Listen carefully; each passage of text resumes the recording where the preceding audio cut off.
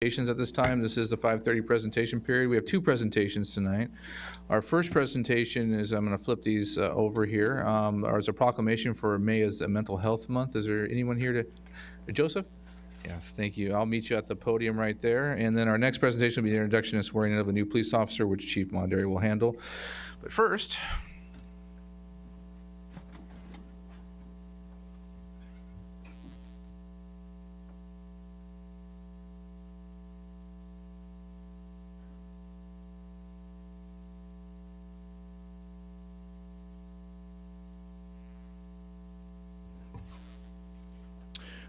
we requested for a proclamation. Each year we support mental health in our community, and the May is Mental Health Month. City of Desert Hot Springs, this is a proclamation, whereas mental health can affect anyone regardless of age, background, employment, education, and income level, with those who are very young and seniors among the most vulnerable. And whereas the National Alliance of Mental Illness reports that 1 in 5 American adults experiences mental illness in a given year. 1 in 5 youth ages 13 through 18 experiences a severe mental disorder at some point during their life, and more than 2 million Americans aged 65 and older experience some form of depression.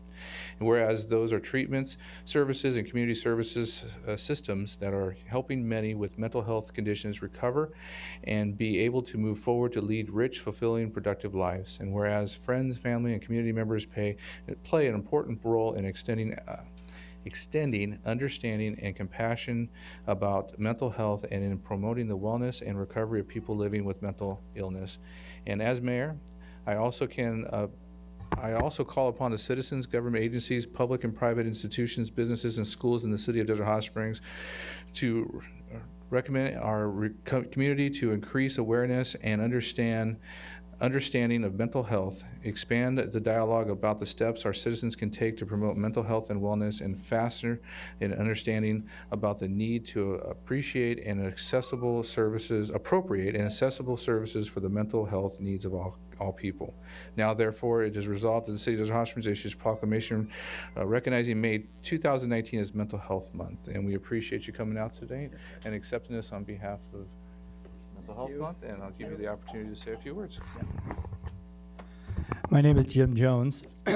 I live in Indio, and I'm a member of the Riverside County Desert Behavioral Health Advisory Board.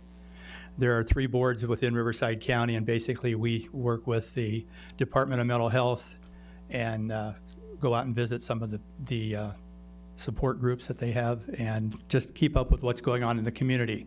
There are members from every one of the cities. And what I have tonight is, for the council members. This is the 17th year that we're holding an art and creative writing contest for our consumers, those who are dealing with mental health issues. It'll be held at the the Coachella Valley Rescue Mission on May 13th. And from 11 to about 2 o'clock, and the public is welcome to come and view some of the artwork and read some of the creative writing that our consumers are putting together.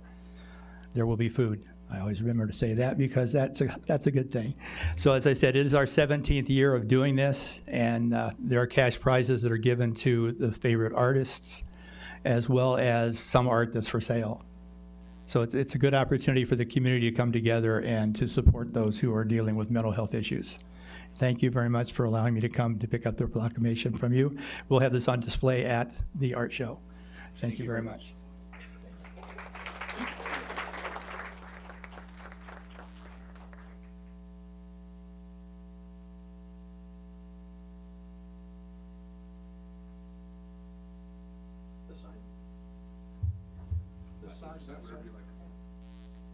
I don't like having my back to you. We'd rather you have your back to us than all those people.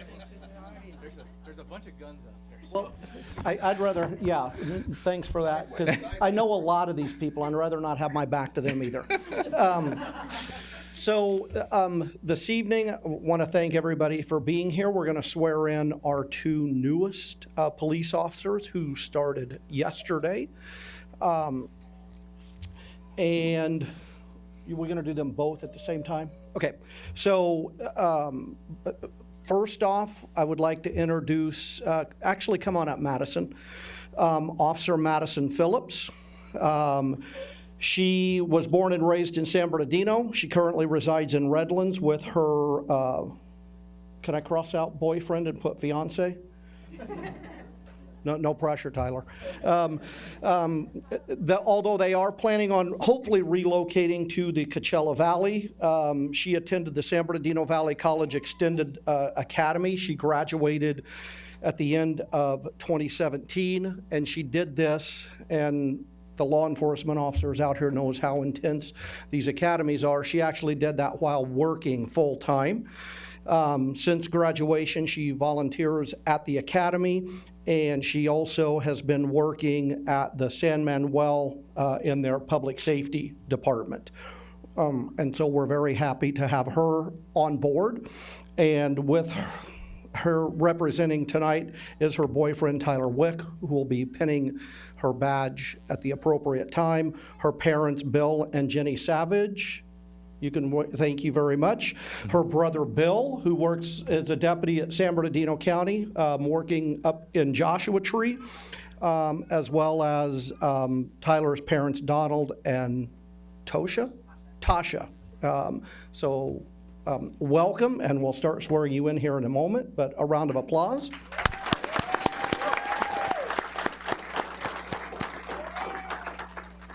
Richard, come on up. This is going to take a while. Richard brought a small army with him. Richard tonight, representing him is his wife, Adrian. There are 5 children, Tommy, Milo, AJ, Thomas, and Bella. His mother, Isabel Martinez. Mom, raise your hand. You should be proud of him. His sister, Tina Rodriguez. His cousin, Corporal Jose Duran from the Anaheim PD, as well as a friend, Sergeant Daniel Reyna from Richmond Police Department in the front row, as well as Maria Hernandez, who also works with San Bernardino County Sheriff's Department, and Deputy Phyllis Minna, who's also in the front row from the Sheriff's Department. Richard was born and raised in the Inland Empire, graduated high school, joined the Marine Corps. Shortly after his enlistment ended, he attended the 151st session of the San Bernardino County Sheriff's Department Training Academy. He worked as a deputy sheriff at 3 custody facilities and 2 patrol stations, Barstow and Fontana. And then wanting to continue his service, he actually resigned from the Sheriff's Department, went to work for the Coast Guard for a number of years, conducting law enforcement missions, operations including narcotics and migrant interdiction. He has 2 operational deployments to the Middle East in support of Operation Iraqi Freedom and Enduring Freedom. And when his active enlistment was done, he transitioned to the Coast Guard Reserve, and where he's currently stationed in Long Beach and LA.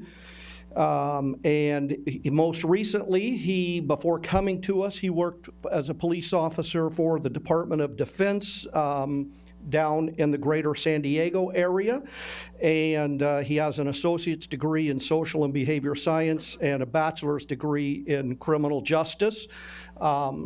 And so we're happy to have him. And a little backstory, his wife, Adrian, worked for me for a number of years when I was at the Sheriff's Department. And when his application finally hit my desk, and it's quite a lengthy process, I called her and said, I cannot believe that you didn't call me and tell me your husband had applied. And this just goes to show the character of the family, because she said, she wanted him to get this job on his own, not because she knew me. And so then, of course, I immediately started trying to recruit her too. So, but we're very happy to have Richard Kuriag joining us as well. So a round of applause.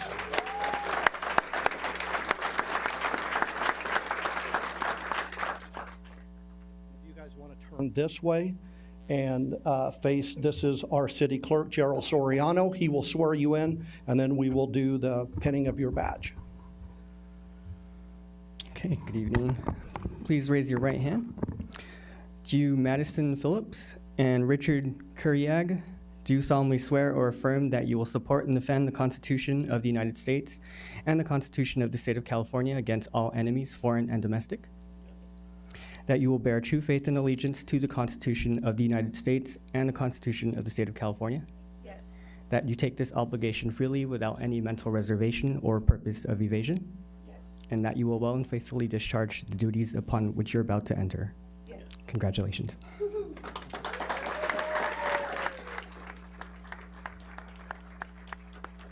Tyler, you want to come on up and we will do Madison's penning first?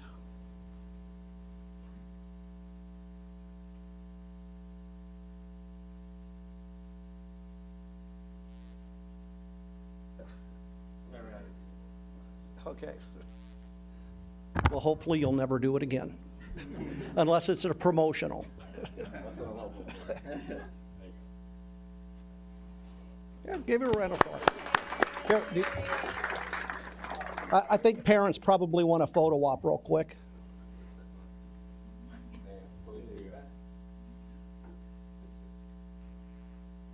And then Tom, let me know when you're ready and I'll jump in there.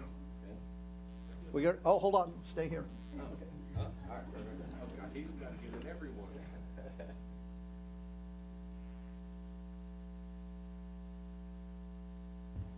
Congratulations.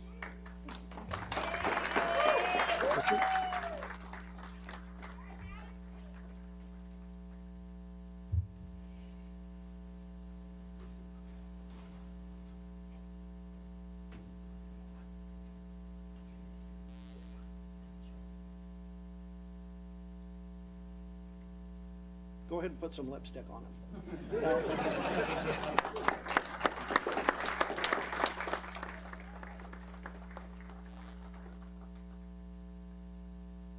Got it? Do you need to turn that way? Turn that way.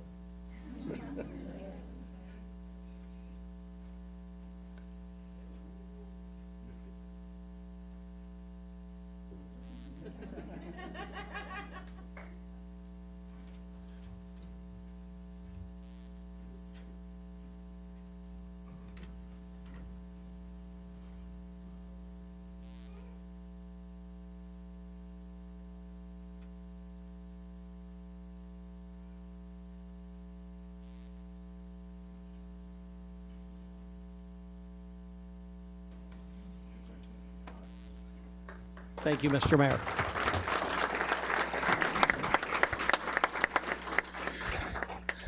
At this time, we'll recess till 6 o'clock.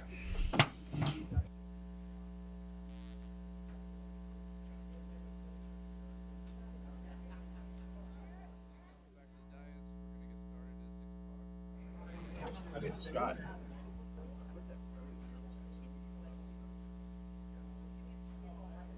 I just look up, people are always there.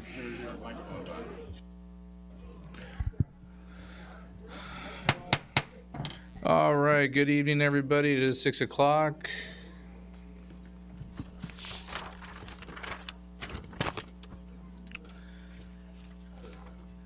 This is the City of Desert Hot Springs regular meeting of the City Council, and the City Council serving as a successor agency to the Redevelopment Agency Board. This is April 16th, 2019, 6 p.m. regular session. Roll call, please. Councilmember Betts? Present. Councilmember Gardner? Councilmember Zavala? Present. Mayor Pro Tem Pai? Present. And Mayor Mattis. Present. Tonight, Pastor Montgomery's here from Grace Church, and he'll be given the invocation, followed by the Pledge of Allegiance, and we'll have council members Zavala lead us in the Pledge of Allegiance. But first, our invocation. Hello, council, and all of the other officers. So proud of each of you. Sorry I missed the swearing in of 2 new officers. I would have been here. But just to remind everyone that's watching that this is our Holy Week, and while we're sad about Notre Dame Cathedral burning, there's still a fire burning in many people's hearts. So I invite you to find a place of worship. There is a community-wide city Easter sunrise service at 6 a.m. at the Mission Lakes Country Club. You're all welcome to attend. Let us bow in prayer. Lord God, we come and we thank you for the awesome place that I've called home for 18 years now, the city of Desert Hot Springs, California. No place that I would rather be no finer place on earth to live. We thank you for this wonderful place, and thank you for our leaders that have brought us through many troubles in those 18 years. We're on a good footing, but we don't want to take kind of just assume it's always going to be that way. We want to continue building a good foundation. So I pray for the leadership here to have your wisdom and insights and understanding as they look into the future, not only building a good place for us today, but for future generations to come. Bless our council, our police, our fire, our other public safety officers. Bless the residents of Desert Hot Springs, California. May we work together in harmony and unity, with each person being respected. In your holy name I pray. Amen. Amen. Ms. Zavala, would you lead us? Yes. Please place your right hand over your heart. Ready? Begin. I pledge allegiance to the flag of the United States of America and to the republic for which it stands, one nation, under God, indivisible, with liberty and justice for all. People off cadence. That was you. No, I You was- were too fast.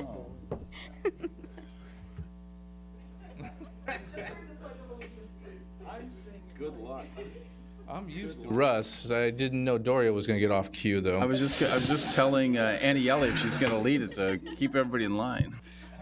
All right. At this time, we're going to have the city attorney's report, and we have Ted Stream here to give that report. Thank you, Mr. Mayor. We are reporting a settlement out of closed session today. We have a settlement of the case of Sierra Club versus City of Desert Hot Springs, Atkinson Engineers, Edie Atkinson, and Judith Elizabeth Atkinson, trustees of the Atkinson Family Revocable Living Trust. This is a lawsuit by petitioners Sierra Club and Center for Biological Diversity over a development of 481-acre parcel of real property, which is located west of State Route 82 near Mission Creek Road in the city of Desert Hot Springs. The settlement is very simple. It involves two agreements, the city entering into two agreements. One is an implementation agreement and the other is a settlement agreement. The implementation agreement simply says that the city will act as the city in look at all of the entitlements as it gets them. The tentative track maps 35009 and 35448 have been withdrawn, and the owners will submit new tentative track maps, which will be considered by the city at that time. Number two, the second major thing in the implementation agreement is that the developers agree to do a project-level environmental impact report for the proposed tentative track maps that will be prepared in accordance with CEQA, California Environmental Quality Act. And finally, under the implementation agreement, the city agrees that it does not abrogate the city's obligation as lead agency under CEQA to impose feasible mitigation measures or alternatives. So that is the implementation agreement between the developer and the city. The second agreement, the settlement agreement, simply agrees that the owners will comply with the terms of the implementation agreement and the EIR, and the developer will agree to pay the attorney's fees incurred by the city and by the developer to the plaintiff, and that the lawsuit will be dismissed, and that all parties will give mutual releases to all other parties. So essentially, in summary, the implementation agreement says the city will consider the entitlements as they are brought to the city with a brand new EIR, and that the city will pay no sums whatsoever to settle this case, and that all parties will be released and the lawsuit will be dismissed. Thank you very much for that report. Mr. Kidney, anything else from the city attorney's office? With regard to the Garcia versus City of Desert Hot Springs, City Council took no reportable action in closed session. Mr. Mayor, just a quick comment. So this one that you were just addressing was the Mission Creek was referred to as the Mission Creek development, correct? That's correct. Okay, and there was considerable public interest in that project at the time that it came through. And I understand that the documents are public documents, and once they're signed, will be public documents and available to the public, correct? That's correct. Okay, great, thank you. All right, next item on the agenda is approval of the agenda. At this time, the city council may amend the order of the agenda, approve the consent calendar, remove items from the consent calendar for separate discussion, action, add urgency items. So at this time, does anybody want to pull anything from the consent calendar? Motion to approve the agenda, Including the consent calendar in whole? yes. Is there any public comments on the consent calendar? Is there a second? Second. No public comments on the consent calendar. I see no one standing. Please vote. Motion passes unanimously. Move on to public comments. At this time, pursuant to the Brown Act, any person may comment on matters of general interest within the subject matter jurisdiction of the city council not listed on the agenda. Under the Brown Act, the city council shall not take action on or discuss matters raised during public comment portion of the agenda that are not listed on the agenda. All comments are to be directed to the city council and shall be devoid of any personal attacks. Members of the public are expected to maintain professional to courteous decorum during public comments. I have 2 public comments at this time. I think we might have more. Anyone that would want to speak in public comments needs to fill out a blue card in the back of there and give it to the city clerk. Our first speaker today is Martin, is it Carry On? Carry On. And you may speak once you announce your name. Your 3 minutes will begin. Your timer's on the screens behind you, or behind us. My name is Martin Carrion. I reside in California. I also reside in Desert Hot Springs. I'd like to make a motion off the floor that all governed associations and any commissions be held by full-time residents and U.S. citizens of the United States in the city of Desert Hot Springs. I'm calling for the question. It's Robert Rules of Order. That's not in order. It's out of order. But It's out of order at this time. Public comments are not to be But you can discussed back bring, and forth. you can bring them off the floor. this is the legislative Okay. body that runs Okay. this meeting, and they make all the decisions. I know, but I'm asking if we can bring this off the floor. We won't be calling any Okay. questions at this time because it's not agendized 72 hours Okay. in advance. So 72? Okay. We shall put that in front of you. This item will be brought up because there is citizens of the United States that pay taxes in this city that are not represented by U.S. citizens. feel free to get that Okay, information thank to you. the city clerk. Thank who you. will be able to overlook it. Thank you very much for your time. Mike Picardi, followed by Pastor Jerry Johnson. Good evening, Council. Excuse me, Mike Picardi, Chair of the Community and Cultural Affairs Commission. A couple of general announcements. On May 5th at Grace Church, 17400 Bubbling Wells Road, the last in the classical music concerts this year will present Jeffrey Gilliam on the piano. This year's series, the 5th, has been excuse me, a proven complete success with attendance far exceeding last year's. This takes place at 4 o'clock again at Grace Church and is free to the public due to the Community and Cultural Affairs Commission, donations, and contributions by local businesses. The CCAC is presenting and working on the Memorial Day Celebrate, Honor, and Remember, which I have flyers here I will leave in the back, Monday, May 27th, 9:30 a.m. at Veterans Park, excuse me, 10101 on Palm Drive. Just a short thank you note to Russell Betts and Chuck Maynard for their work in getting a portable stage for performing artists here in the city, and be comfortable with the idea and the fact that the CCAC will be working to make good use of it for upcoming Jammin' in the Desert concerts to continue the events we had last year. One final note, the Friends of the Library Bookstore, which is the only bookstore in Desert Hot Springs, is open every Saturday from 10 to 3 at 66580 8th Street, just right down the street from the corner of Palm and 8th Street to the east.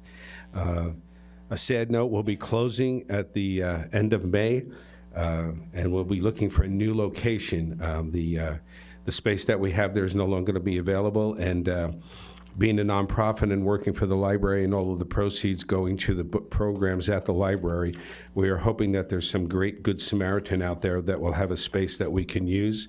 Again, we're only opened on Saturdays from 10 until 3. Again, that's this Saturday and every Saturday till the end of May. Thank you for your time.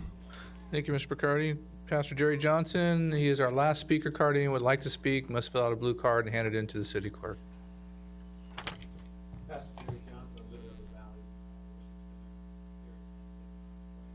Right down the street where Weefels and Sons used to reside, but we're there now. And so we just want to come and just say thank you for welcoming us to the city.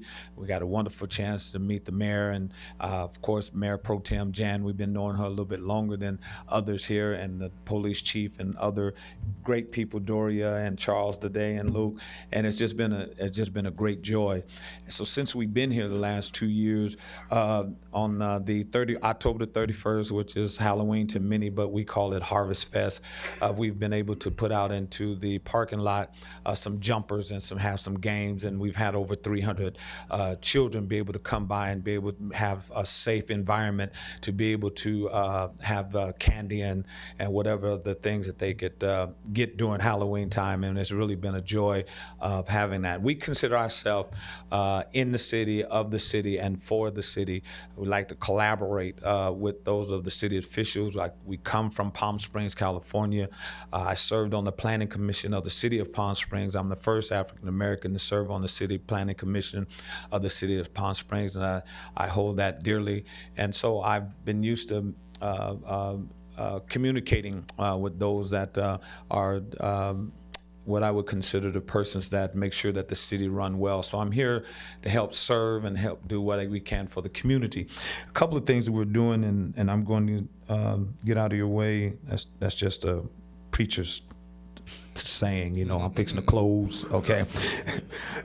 One of the things that we're doing, and every first Tuesday we have a Christian teaching about grief management. And then on the second, third, and fourth Tuesday of the month, we have what's called the 12-Step Spiritual Journey. And then on the fourth Thursdays, we have young women of excellence and young men of valor, those young people that are 13 and older that are able to come and just, maybe they can't talk to the parents, maybe they need a little instruction to be able to mingle with other young people, just to be able to make sure that, you know, their mind is hopefully straight and not going to the wrong place at the wrong time, and hopefully give other counsel to those as they also get counsel from their parents at home. So I just want to introduce myself and thank you for welcoming us. I want you to come by. So Jan Pike, Mayor Pro Tem came by not long ago for one of the events that we had. Jay Taylor had his 20th year celebration. And so I want you to come by 10:15 on Sunday mornings. Bring your earplugs. You will not be bored. You will not go to sleep. I promise you it's going to be all right. Thank you, Doria, for everything. It's been my comrade and my partner in crime. Not in crime, I shouldn't say that, but my partner. Amen. Thank you. Thank you. Thank you, Pastor. Any other public comments tonight? All right, with that, we're going to move on to city manager's report. I'm going to elaborate. Thank you, Mr. Mayor. There's going to be a couple of comments here from Doria reference the same issue. Or I'm sorry, event. Yes, so when Pastor Johnson mentions partner in crime, I want to be sure to clarify that that means that we've been working and collaborating together on an event that's going to be coming up here. Lily of the Valley is going to be holding a community event at the Guy Tedesco Park on April 27th. There's several things that will be happening, which I'll get into, but kind of piggybacking on that in collaboration with Lily of the Valley, the city is actually also going to be doing a ribbon cutting to kind of celebrate the new playground equipment down there at Tedesco Park. So we're going to kind of make a full day out of it. So starting at 9 a.m. on Saturday, April 27th, folks in the community are asked to head on over to Cactus and Pearson, where Lily of the Valley Church is located, so that they can participate in a Stop the Violence march with the church. And so That walk will go from Lily of the Valley down to Guy Tedesco Park. And then at 10 a.m., we will do the official ribbon cutting for the playground equipment at the park. And then immediately following that will be a community event. And there are several things that will be going on that day.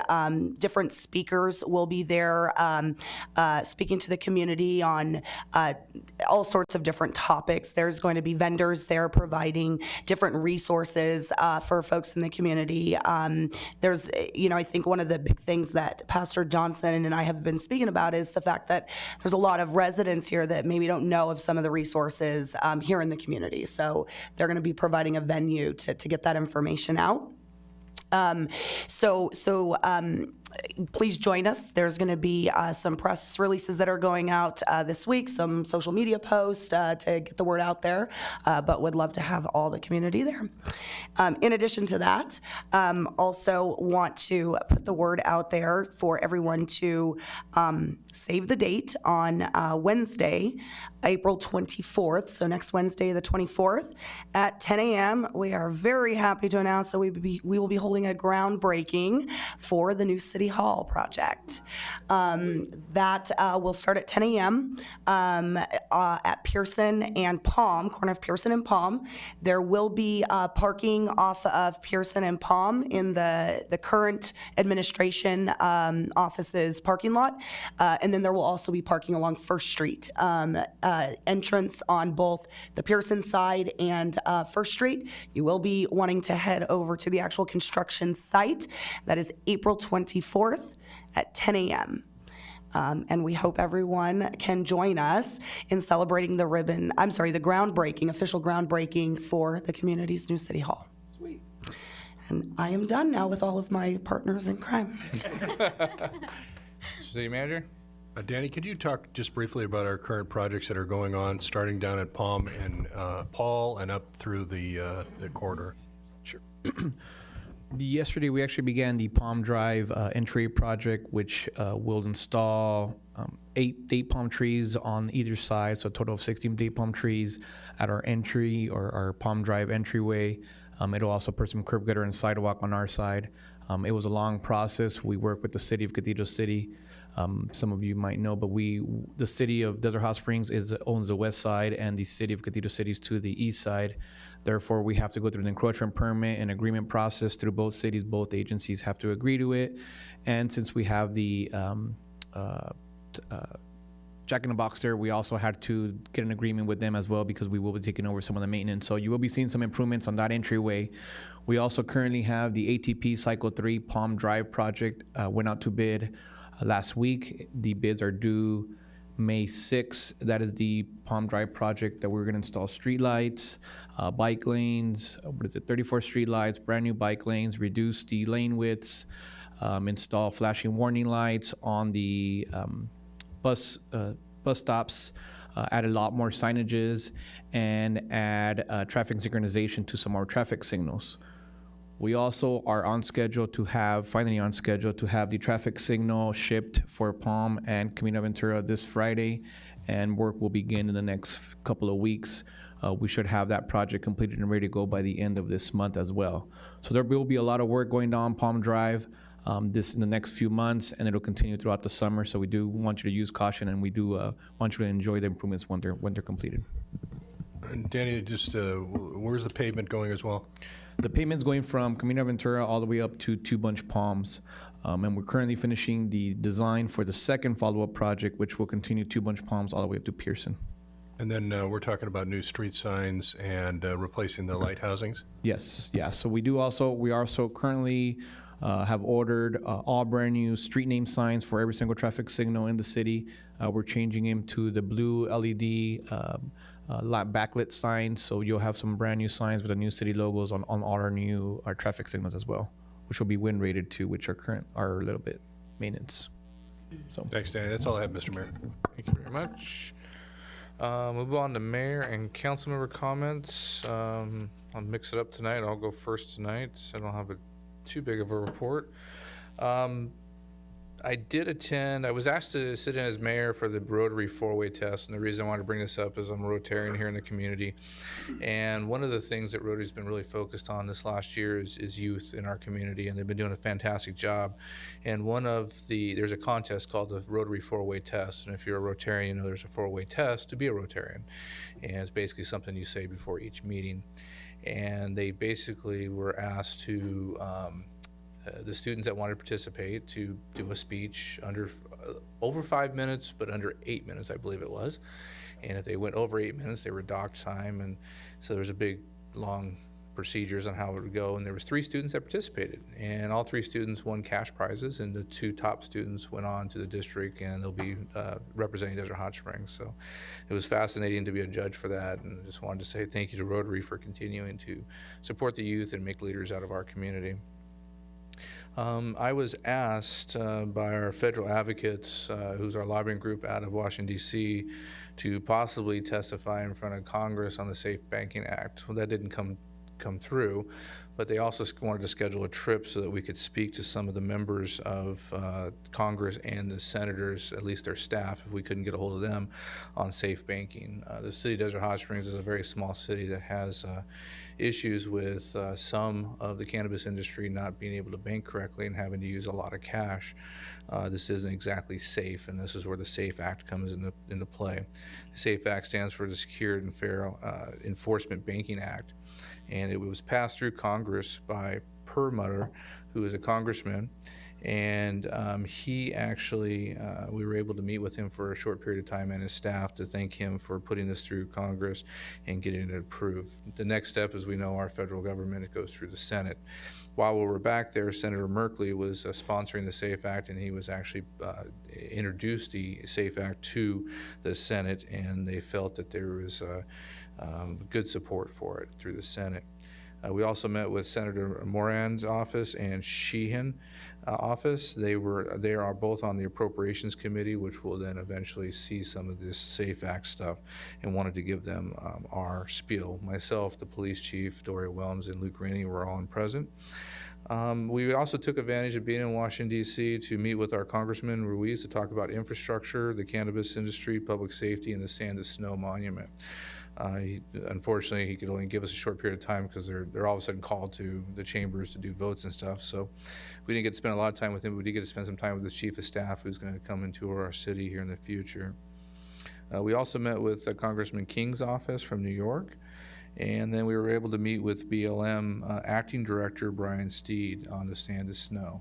Very positive meeting. He was very interested in our project that we've talked about. If you're not familiar with it, President Obama, when he flew over this area that our senators at the time were trying to promote as a national monument, he enacted that while president, connecting Joshua Tree all the way through the San Gorgonio Mountains, 65,000 acres, 195,000 acres, somewhere there. And we as a city council a few years ago took action on us becoming the gateway to the Sand to Snow Monument. Not that it means a whole lot to the federal government, but it meant a lot to us, and we were hoping to convince them in the future, which is, we've been told, was a little unprecedented, and that you never hear this very often, but we had 2 members of the natural resources staff, the minority and the majority, who were in separate offices, both say that an act of Congress would be the best way to go, and you don't hear that very often coming out of Washington, D.C. So it was positive meetings. They were very interested in our tourism ideas and our visitor center, and I think Gary helped set up a meeting, so I thanked him for that with some of his resources in Washington, D.C., and our lobbyists did a very fantastic job, as always, in 2 full days of walking through Washington, D.C., and seeing how the federal government works. It's kind of crazy sometimes to see how things get done there, but I wanted to thank our staff, our chief of police, who came with us to talk about the public safety side of things, and then Doria and Luke Rainey, our deputy city manager, for their input and being there to support what needed to be talked about. We want to hopefully encourage and continue to encourage the Safe Banking Act, and that it gets through. Whether you believe in cannabis or not, there needs to be a safe way to bank the money, and there needs to be accountability for that money, and this is the proper way to do it. So hopefully that will help, that'll work out. That was my report from Washington, D.C.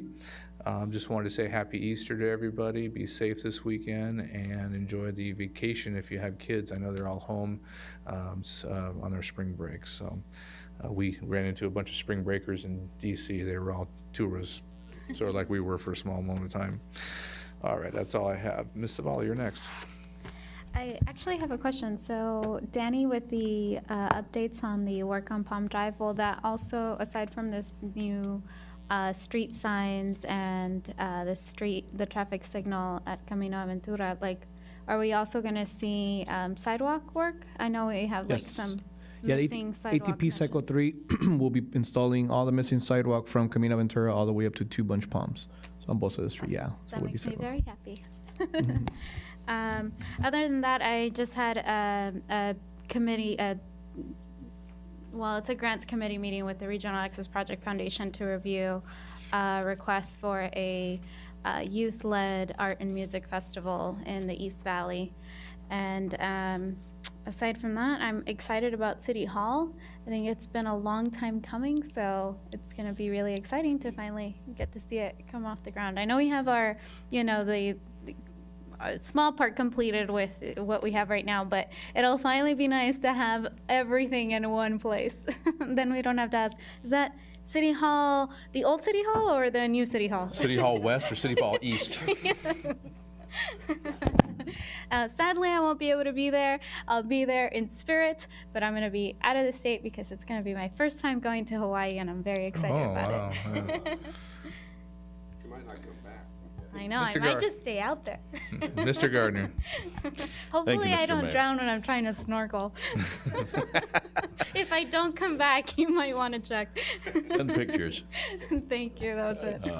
Thank you, Mr. Mayor. I wanted to congratulate the mayor, the chief, and the assistant city manager, and assistant to the city manager for that productive and successful trip to Washington, D.C. As a guy who spent the bulk of his career as a lobbyist and working the Hill, I know how valuable that is. Those folks want to see people from back home, and to make the trip all the way from the West Coast, as trying as that is, makes a big impression. And it sounds that you made great progress, especially on something that's very important to me, the Sand Snow Monument headquarters and visitor center. So I want to thank you for that. You guys did a great job. I attended the CBAG discussion on developing lower-cost ways to bridge Indian Canyon, rather than a $25 million bridge, so that we can keep Indian Canyon Road open when it floods and when it blows sand, as particularly right now. And given the closures this year, it's rather timely. We here in Desert Hot Springs are particularly affected, especially when it comes to emergency access to Desert Regional Medical Center. When Indian Canyon is closed, the average ambulance time increases by 12 minutes or more, which, if you're having a heart attack or a stroke or something, means an awful lot of time.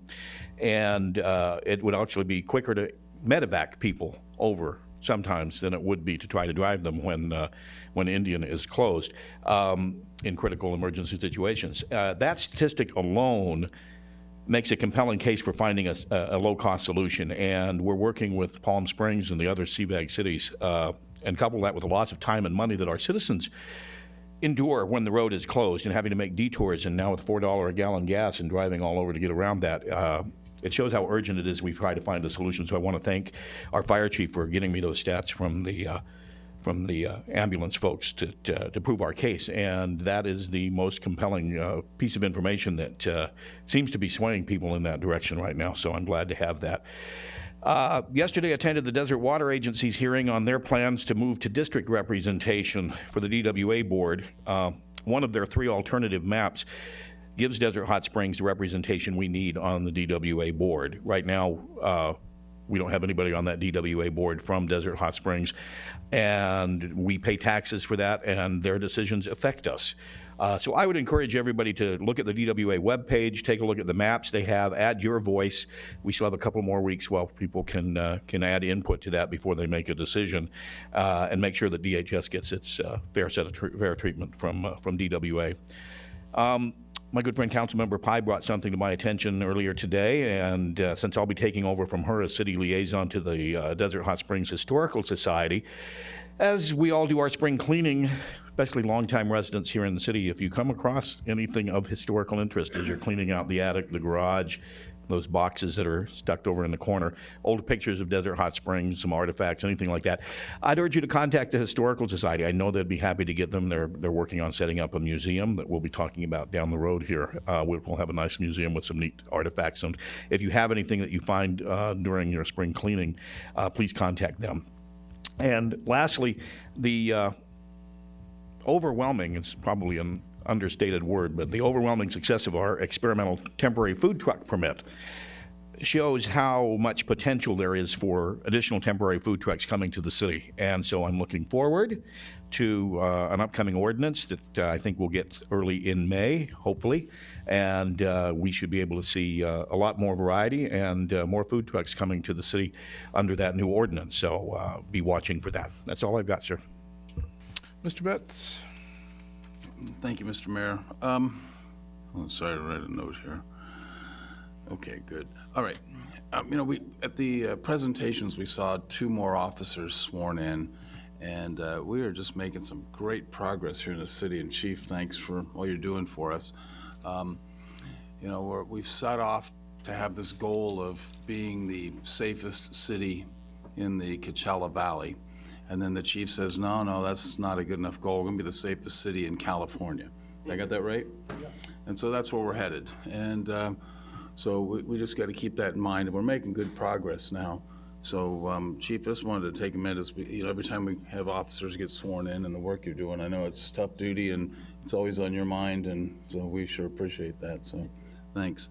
To a little less serious note, I noticed the lights were out at Tedesco Park, and we're working on that. I'm trying to.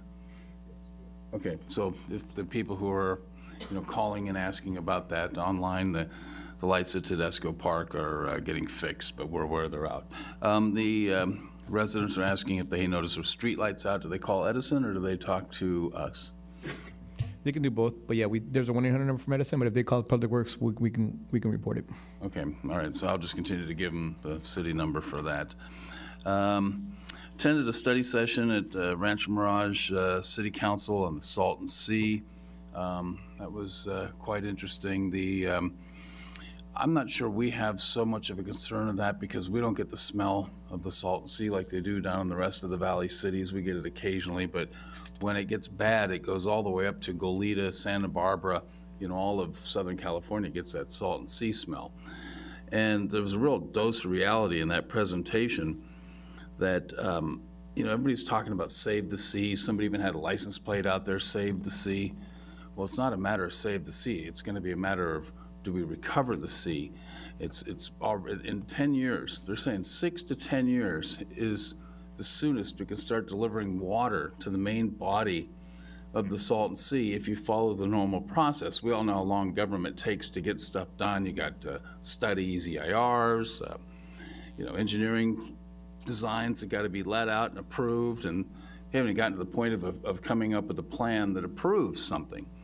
The engineers who were there with 2 plans said, well, you're looking at 6 to 10 years before we can actually deliver on bringing water into the Salton Sea. And just to cut this short, even in the quickest route, they said the engineering and the construction of a pipeline, if you want to bring in the water from the Sea of Cortez, if everybody finally agrees to that one, that's 2 years.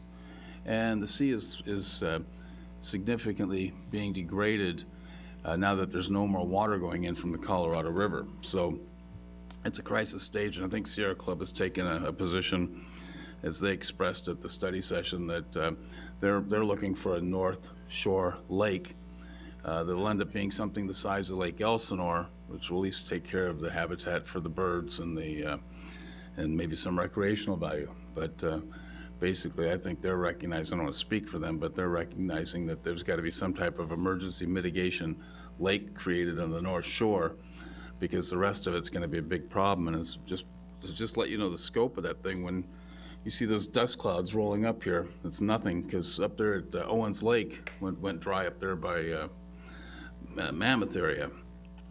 The dust, they can't put gravel down can't just cover the lake bed in gravel because it still blows heaps of dust. You can't put enough gravel down on it. So anyhow, it's a big problem, and it was really good of Rancho Mirage to put together that very detailed study session. But I'm not holding out much hope that that thing's going to resolve anytime soon. People can't figure out the plan on that one. Attended a Community and Cultural Affairs Commission meeting, mostly to present that we now have a mobile stage here in the city. Family Serves the Desert has a community food pantry, Food Now, where we distribute healthy, nutritious food to about 12% of the population of Desert.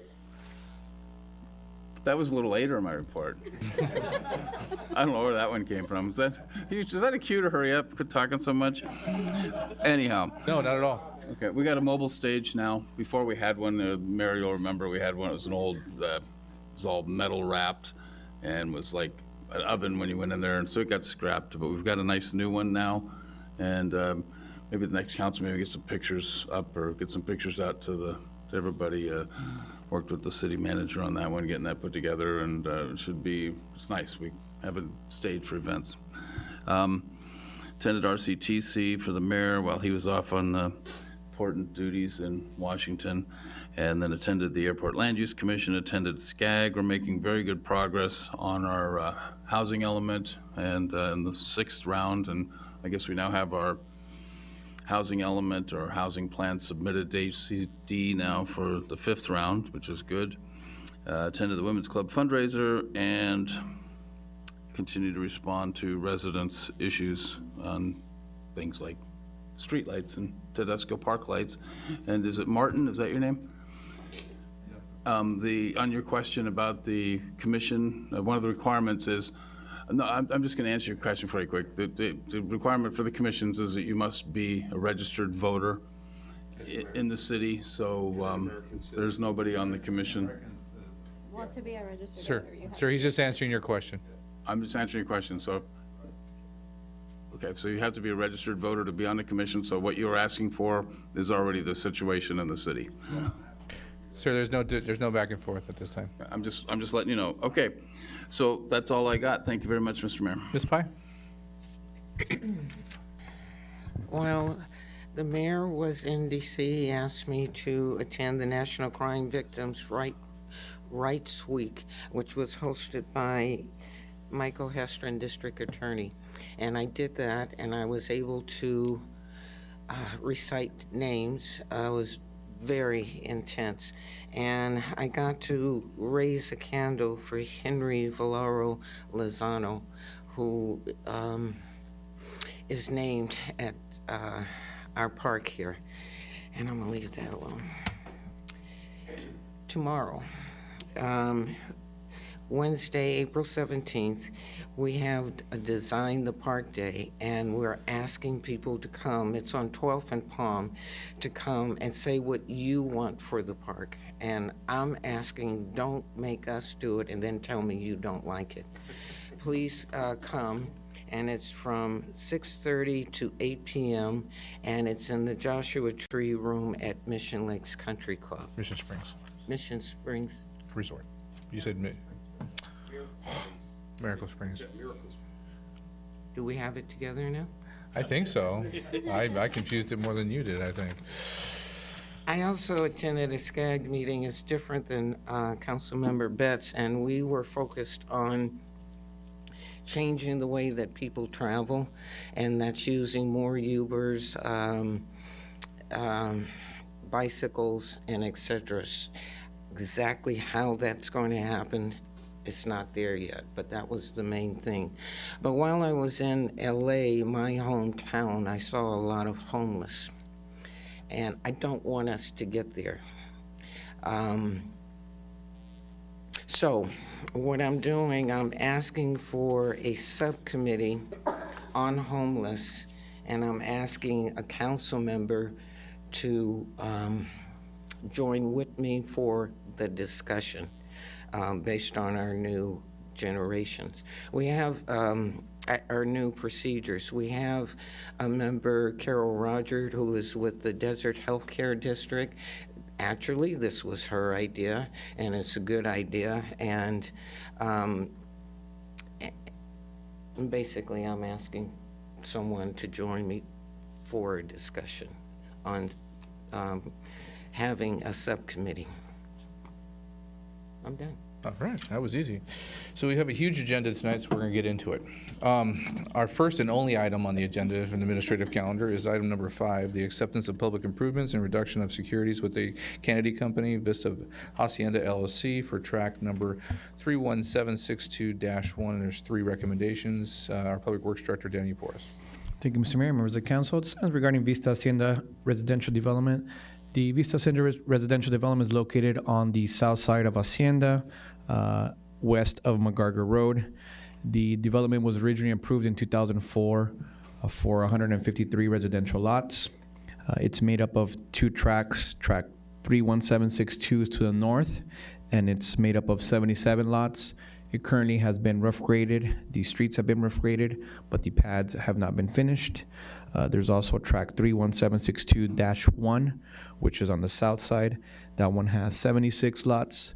That currently has the 76 lots fully completed and occupied.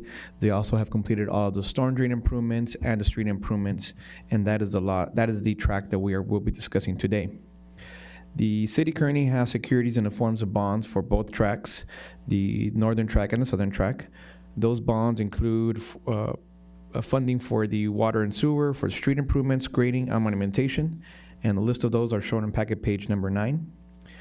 In October 19, 2010, City Council accepted partial improvements for track 31762-1 and reduced some of those securities for grading and street improvements. The grading was reduced from $318,111 to $47,000, and the street improvement bond was reduced from $1,006,074 down to $125,565. Since then, the developer has completed all the improvements. Therefore, the developer is now seeking to reduce the remaining bonds for all the completed work. This is only for track 31762-1. On March 21st, 2019, staff inspected the development, and all the 76 lots have been completed. The corresponding storm drain system and street improvements have been completed, and Exhibit 3 shows the areas of those improvements. Staff is therefore recommending City Council take action on the following 3 items. The first one would be to authorize a reduction of the grading bond for track 31762-1 from $47,000 down to $38,500, which is equivalent to the original grading estimate of the remaining 77 lots at a cost of $500 per lot. The second recommendation would be to approve and accept the street improvements for track 31762-1. Those street improvements have been completed per city standards. And the third action would be to authorize a reduction of the corresponding street improvement bond for that track from $125,565 down to $100,607, which is 10% of the original amount, and that will remain for a 1-year warranty until April 16, 2020, for any type of damages or any type of warranty that may war for the public improvements. That concludes my staff report. I'd gladly answer any questions. Do we have any public comments on this item? You may come forward, state your name. You have 3 minutes.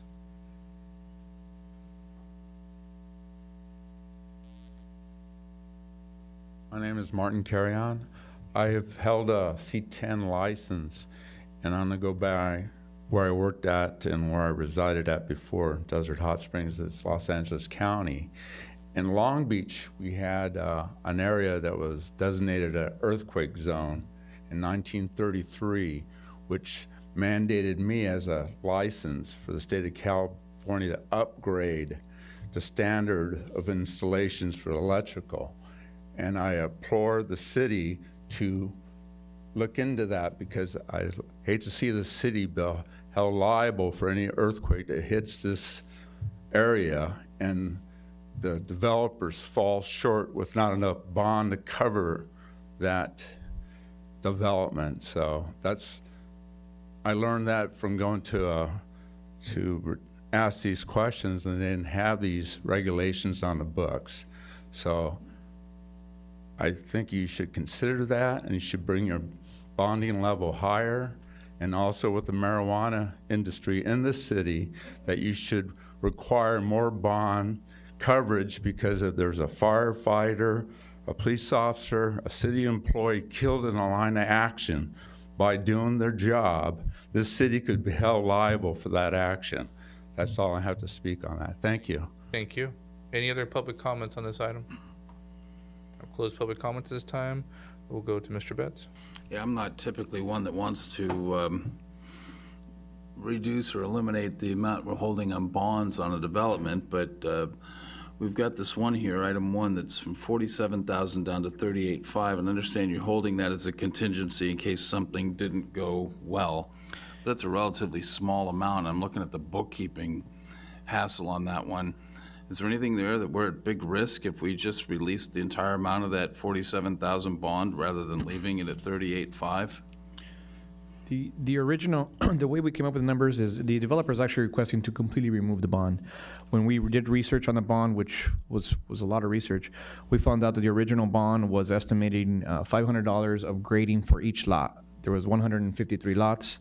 Out of those 153 lots, 76 have been completed. So the only remaining bond that that the developer reliable would be for the completion of the 77 lots. They have been rough graded. They will need to come back and be precise graded, and that is what that 38,000 represents. Back in 2010, it was reduced to 47,000 because there were, I think, 96 lots. Since then, the developer completed the remaining with 16 lots.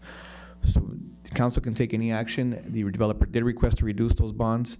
That bond is in place for the grading of the north 77 lots, which is shown in green, and for track 31762. You think 9,500 is going to be enough to do that grading if it doesn't get done? No, it's 38,500. Precise grading. Oh, we're going from 47 down to 38? Yes. Oh, I thought we were forgiving 38, and wow, that's not much of a reduction for all this trouble. We're just basing it on the original estimate, which was $500 per lot. So he hasn't finished everything then? That's correct. So the north portion. All right, well, I read that wrong then. Okay. So, Mr. Mayor, I'd like to make a motion to accept staff recommendation on items 1, 2, and 3. You're okay with us taking all 3 at the same time, Danny? Yes. Okay, great. Motion's been made. Is there a second? Is there any more discussion? I have no one else in the queue. Please vote.